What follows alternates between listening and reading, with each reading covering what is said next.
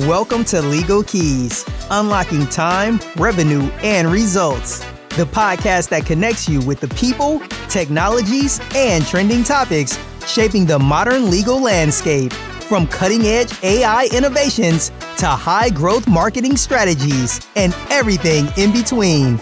Legal Keys is your go-to resource for actionable insights. Brought to you by Faster Outcomes and hosted by Tim Sawyer, two-time Inc. 500 co-founder entrepreneur.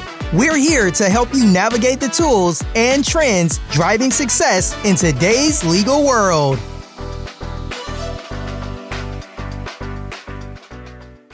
Welcome to Legal Keys, sponsored by Faster Outcomes. Faster Outcomes is the ultimate legal intelligence platform for law firms and lawyers of all shapes and sizes. It's exciting today. This is our 14th episode of Legal Keys. This is your first time joining. Welcome. We appreciate you. If you've been following, liking, sharing the podcast, we appreciate your support. And you'll be rewarded today because we've got a great guest, knows more about the legal profession than most people have. He's forgotten more, as I should say, than most people know. And many of you will know him. I want to thank him for joining us today. Emery Wager is the co-founder and CEO of Confido Legal, an embedded finance platform built for law firms. A former United States Marine Corps infantry officer, served 2 combat tours in Afghanistan, and thank you for your service, Emery. And a Stanford-educated mechanical engineer. Emery spent nearly a decade in fintech. I have some experience with that before founding Confido. The company powers digital payments, disbursements, and embedded financial features inside legal tech systems. And that's a lot to say. He also has his Financially Legal podcast. I encourage all of you to check that out. I've been on it. It's great, and you're going to love it. And I think for context, so first of all, welcome, Emery. I appreciate you taking the time. Thank you. Yeah, excited to be here on the other side of the microphone this time. We're going to have some fun. We're going to have some fun. I feel like the pressure is always on is the person asking the questions. So it's almost more fun you'll have than being the host. So, but what I want to do is just for context, is tell us a little bit about Confido and how is Confido making life easier for the modern law firm or lawyer? Yeah, no, thanks for having me, Tim. Excited to be here. We basically come at the legal space from the client perspective. So in a previous role, I reviewed and paid millions of dollars in legal fees just in the normal course of business on behalf of the company that I worked for, and was just really frustrated. Even after, reviewing the legal bill, signing off on it, it was really difficult to just get the money to the firm, and realized that was having a major impact on cash flow, revenue, and most importantly, profit in the legal space. And so we set out to build Confido to focus on that problem initially, to reduce the friction between the client, the paying client, and the law firm, to help firms convert accounts receivable into cash faster, and to help them recoup more revenue, collections revenue, which is the most profitable revenue you can realize as a law firm, since the legal work has already been done to earn that. So that's how we got our start, to kind of solve that inbound payments problem. And then we realized that there was this whole other area of law, the contingency, the plaintiff side, operating on a contingency, on the contingency fee structures, where they are dispersing money via almost exclusively paper checks. And as we'll, I'm sure, get into today, the next generation of plaintiffs that are coming up expect fast digital payouts, and we felt that the plaintiff space was very unprepared for that, and so that's kind of problem number 2 for us right now. Got it. And so in terms of accounts receivable, so a lawyer's got this big book of accounts receivable, some collectible, some, like you said, maybe not collectible. How practically speaking, are you engaging in that process? So are you helping them physically collect the money, meaning calling people and collecting money, or are you deploying software? How does that work? Yeah, so we integrate with existing time and billing, case management, practice management, CRM systems in the legal space to enable a digital payment experience between the client and the law firm. So we are actually the ones that are presenting those options to the client, moving the money, making sure that it's really easy for the client and the money gets to the law firm as fast as possible. Got it. So it's not like you're getting involved in, they've got uncollectible debts per se, that have been on the books for 6 months to 9 months. Are you getting involved in that, trying to expedite and get some of that money back? Is that what you're saying? We are kind of like the last line of defense, I would say, before Got you it. sort of outsource that. So, if you're willing to put a client, say, on a payment plan that's behind, we can power that in an automated fashion. But the second you're talking about sort of collections, that's when we have partners that we refer out to for that, but we don't get involved in that directly. Purely a digital payments platform Digital payments. integrated to case management and time and billing systems. Got it. You ever thought about for contingency law, where they've got to, so they have this massive pipeline and they've got to wait for their money, almost like advancing the money somehow? Are there companies that do that? Or do you get involved in any of that? Or in other words, your pipeline is worth $1 million, here's 500, we'll collect the money for you. Yeah, Is that ever a thought? we've thought a lot. We've thought a lot about that, and to some degree, we do that not for the law firm, but for the client, the end client. We allow them to get their money, instantly, as opposed to waiting, a week or two for that check to show up. So they can pay a fee. They can get it for free on a kind of a typical ACH timeline, or get it pay a fee and get that money in their bank account, usually as soon as they've closed out our app. Got it. And in terms of where the industry is at with adoption of this type of technology, is it a small percentage with a long way to grow, or is it a large percentage that are getting more advanced? How is that? It's a very small percentage, especially on the plaintiff side. In fact, we've heard from many different firms. There's a kind of a circulating rumor that the rules of professional conduct require the firm to use a paper check, which, we've debunked that kind of on a recent podcast episode and done a bunch of legal research around that. It's not true. You can digitize the payout experience, but on the plaintiff side, the vast majority is done via paper check, and it needs to change to meet the expectations of that. Yeah, which is exactly what I made a note about that. And it would seem to me that in 2025, clients' expectations around getting their money is probably not, half people don't, how many people have a phone anymore, heck, hooked on a wall, right? Half the people don't have bank accounts. So, it's like, it's tricky. So in terms of expectations, for legal services, is the client ramping up their expectations on, hey, if I get engaged in this, I expect you to operate like everybody else in the world. When this is over, I get my money, we're done. 100%. Are they feeling pressure that way? 100%. Yeah, I think we're even past the point now where it's a delight. Now it's sort of a demand.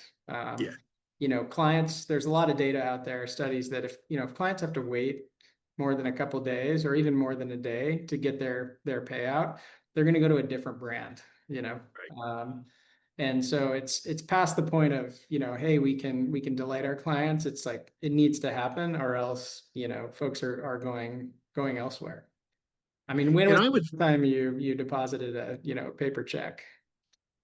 I haven't. My wife handles a true story. My wife has handled the money for so long, not so much on the investment side and the business side, but the inner workings of our home. I couldn't sign a check. I hate to say it on on a recording, but they wouldn't recognize my signature because I haven't signed one in so long. And the last ones we signed, she signed my name. And so the idea of going to a bank, and I would think, Emery, though, from a marketing standpoint, right, that would be a nice signal to the person. And one of the best parts about working with us, Mrs. Jones, is when we settle, you get paid. There's no long-term delays. There's no, post-audit analysis and wait in the mail for a paper check for a month. I would think lawyers would want to say, hey, we do this. Yeah, right? yeah, more and more are doing that. We talk a lot about the workflow benefits, the internal financial controls that digitizing that process can deliver, but by far the biggest driver is just those client expectations are changing so much. And the younger generations, the kind of Z millennials, are like 2-3 times more likely to have that kind of demand for instant digital payments than some of the older generations.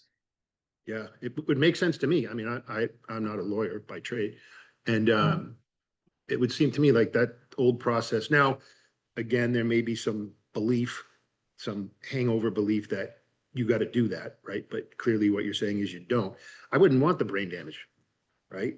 And to what, get float? I mean, people can get float anymore. I don't know. They get the money and then maybe Well, there's most of it is sitting in an IOLTA account. So it's not, it's not benefiting any, it's going, like the interest is going to fund legal aid, but it's not benefiting the firm to sit on that. In fact, most states, the rules of professional conduct, disclaimer, I'm not a lawyer, but I have looked a lot at these rules, and they basically say that you need to get money once you're holding money that's owed to a client, you have to get it to them in a timely manner. So, right. It's a little cheeky, but in 2025, sending them a paper check, you could argue that's actually unethical because it's not timely.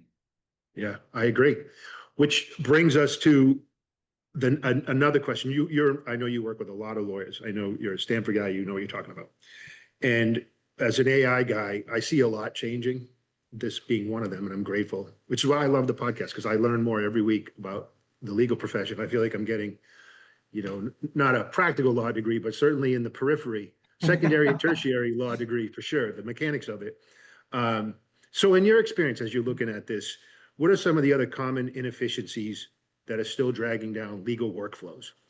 And are you guys using, I don't know how much you're looking at AI, but as an AI guy, are you guys using AI? And what are you hearing when you're interacting with legal professionals about their adoption of AI? Yeah. So, it's really interesting. It especially in the plaintiff space, where that contingency fee model just drives efficiency so much more than the hourly model.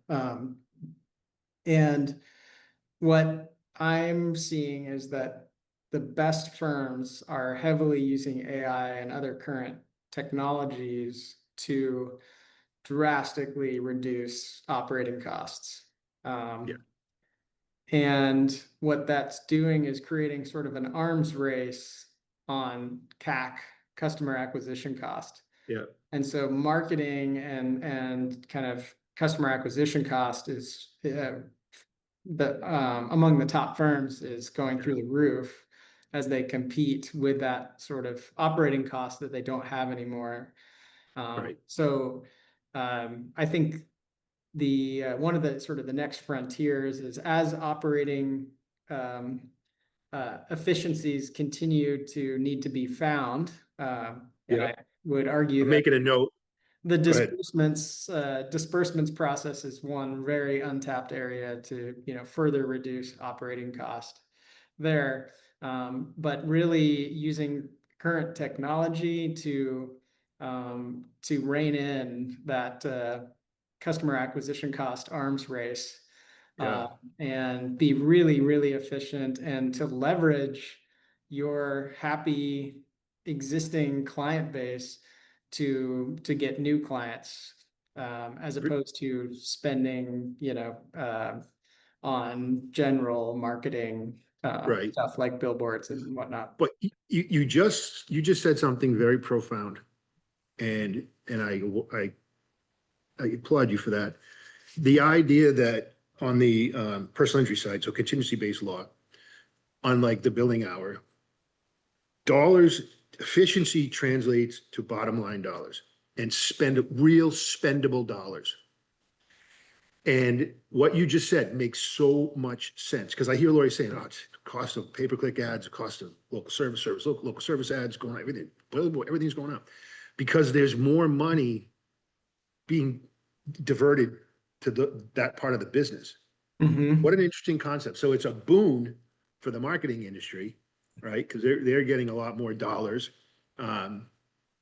And that's interesting. It's making more, so it supports my argument that you need to have AI, right? Because if those dollars are still trapped in processing and workflows and general operations, it'd be very difficult to be competitive on them in the larger markets, right? Where you're trying to get, Yeah. the Rob Levines of the world who are, Mhm. thousands of matters going at any one point in time. I can't imagine what those Yeah. budgets look like. Mhm. But to your point, yeah, those dollars captured, Yeah. that totally makes sense to me. And I hope that my listeners caught that. Mhm. Operational efficiency through AI allows you to reallocate those dollars to be more competitive on the client acquisition side. Mhm. That's the takeaway from this conversation today. And that is a very good point. I also And I want to talk think about, if you compare that to smaller law firms that are more kind of relationship based, and they get, they kind of nurture those referrals, through personal relationships, they're not feeling the pain as much yet because they don't have to spend a bunch to acquire a customer. But the second you really want to scale your firm, you're going to be in that situation today. it's a great point. And hope everyone's listening and has ears to hear. The other thing I wanted to talk about was compliance is obviously a huge issue in your space, and coming out of fintech, you would certainly have an appreciation for compliance. What are the compliance risks when legal firms move to digital payments and the handling of data? Yeah. So the I mean, first, like, I think it's important to talk about what the baseline is. The paper check, basically, for every check written, there's about $2 of fraud that goes along with that.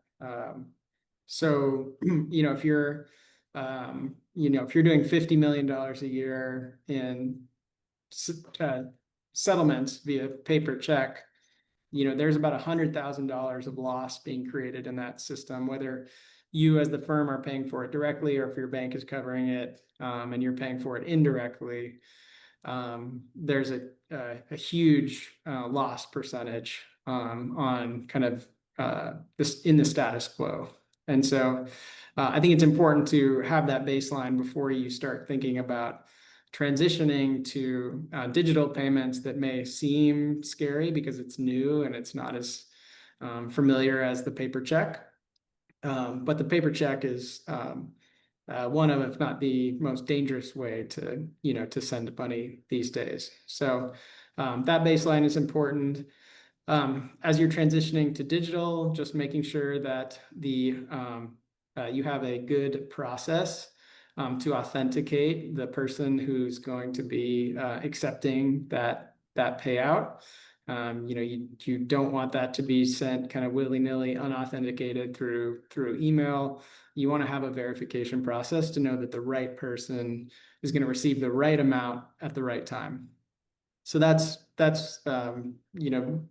generally kind of at a high level. If you're switching to digital, you want to make sure of that. Ethically, the rules, again, I'm not a lawyer. We had a great to put in a plug for our own podcast, Financially Legal. We did a great episode a few days ago with Jane Reardon, a renowned ethics attorney, who talked about this specifically. But it's actually not that there's not a lot of rules around ethics rules, or even opinions around digital payouts. But kind of triangulating the existing rules and applying those to digital payouts. Really, it's about just a few things: making sure that you're tracking who received the disbursement and when they received it, who at the firm approved the disbursement and when they approved it, when the amount was debited from the trust account. So making sure that you're reconciling that trust account, and then making sure that each disbursement has a unique identifier that can be tied to the client and the matter. So if you're doing that and you have a very secure authentication mechanism to make sure that the right account holder is accepting that money, then you in this day and age can feel pretty good about moving to digital. That's interesting. And in your portfolio, are you seeing more adoption in the smaller solo practitioners, or is it mid-level law, larger law firms? Who are the leaders in this, I guess? Yeah, so there's always this group of, solos and small firms who can turn on a dime and want to adopt the newest technology. And I really applaud those early adopters. And every time we've launched a new, product or feature, it's those folks who are first to, to come in. But the exciting thing for us now is I think the top firms, because a lot driven by that kind of that need for technology efficiency now, are realizing that this is the future. Their clients are demanding fast digital payouts. And so we're seeing some of the biggest firms in the country coming on the platform now, which is super exciting for us. Congratulations. Congratulations. And you brought something up that was interesting. So in our last episode, met this young lady who's really, really smart. She's a chief legal and tech officer for Finipay. And Finipay has a bunch of brands underneath it and, case management solutions. And we were talking about the discussions that she does a lot of writing for ABA, and she's a published author, super smart gal. And we're talking about the billable hour, and we're talking about tech trends and the future of that model in general, right? And it was interesting, her take on it. Her feeling was the lawyers are still thinking nothing's going to change. And then outside observers, this is my 4th startup, 2 private equity sales. I know when people start looking at something and go, we can make this more efficient. I know that there are no forces in nature that are going to prevent that from happening. Yeah. This is not how the world, nothing becomes more inefficient as we become more efficient as a nation, a society, as a people. And so are you hearing, as you're talking about that, the billable hour debate going on much? And what's your take on? Yes, 100%. I mean, if you're a law firm that's still making a ton of money upcharging on, hiring, 100 contract workers to go through e-discovery materials, your time is going to come to an end pretty quickly to be able to do that. So, and we want them to be profitable forever. My thing is more as an evangelist to say, hey, whether it's Faster Outcomes or somebody like us, you might want to look at tightening up the bolts, because some switch is going to happen, right? And her take was that switch is going to be driven from in-house counsel, the people who are consuming legal services for their client to other lawyers. And he or she is sophisticated themselves, and they know, hey, you're using AI, right? Not like the 2 years ago where the guy goes, I'm not using AI. And he's using AI. Now it's like, hey, you're using AI, right? And so it was an interesting take on that. I was just thinking in your line of work that you probably bump into that. Oh yeah, no, it's super interesting. And even if not every aspect of a case is built on flat fee, I think certain things, I'll just go back to the e-discovery example. That type of thing will, soon, in my opinion, exclusively be done on flat fee. And I think there'll be less of an emphasis on revenue and much more emphasis on profit. Yeah, smart. And I think you're going to see that happen. So as we start to wind down, what's up for the next 6 months for you and Confido? What can we expect to see from you and the team, and what's going on? Yeah, super exciting time. I mean, we're really focused on building out this disbursements product for particularly for the personal injury, workers' comp, mass tort space, to totally digitize that that process. Coming at all of this from the client standpoint, I'm very passionate about that client experience, and I just want to make that financial interaction, as smooth as it is on Amazon, Uber. I don't want. There's enough challenges working with a lawyer. Especially from the consumer standpoint, it can be you can be in a tough situation when you're working with a lawyer, and to have unnecessary financial friction in that interaction is just unacceptable in my abode. And I'm excited to not just do that on kind of the hourly, side of law, but also the contingency side now. So That's great. really, That's great. And I looking think you're to going to that area. see, I think your head's in the right place, and you're going to see a movement, like you said, this isn't going to take 3 years. This goes every 90 days. People are like, what? And, it truly is changing, and all for the better. And at the end of the day, my take on it as an outside observer, someone who's relatively new to the legal profession, it's all about the consumer at the end of the day, right? The client. Keep the client in the middle. Mhm. And I think what you're doing does that. I think AI enables lawyers to go faster, provide faster outcomes, right? More accurate outcomes faster. And all those things are good for the consumer.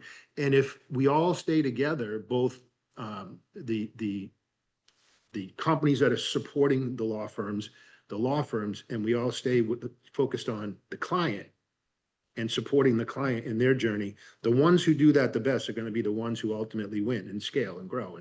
And I'm grateful to be part of that movement, and grateful for you coming on, man. I enjoy you spending time today. How would, if a lawyer, law firm, paralegal, office manager is listening to this and they think that's pretty cool, I want to find out more, how would they get a hold of you? Where would they go?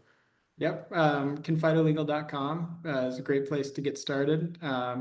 And you can also, if you have questions, reach out to me directly. I'm pretty responsive on LinkedIn, Emery Wager, or you can email me directly at ewager@confidolegal.com. ewager@confidolegal.com. Emery, always a pleasure. As always, I learned a ton. This was great for our listeners. I want to thank our listeners for joining us today. Like I said, our 14th episode, we continue to grow our following. Super grateful. We hope that you like and share us, and we'll see you again in 2 weeks. Thanks a lot, Tim.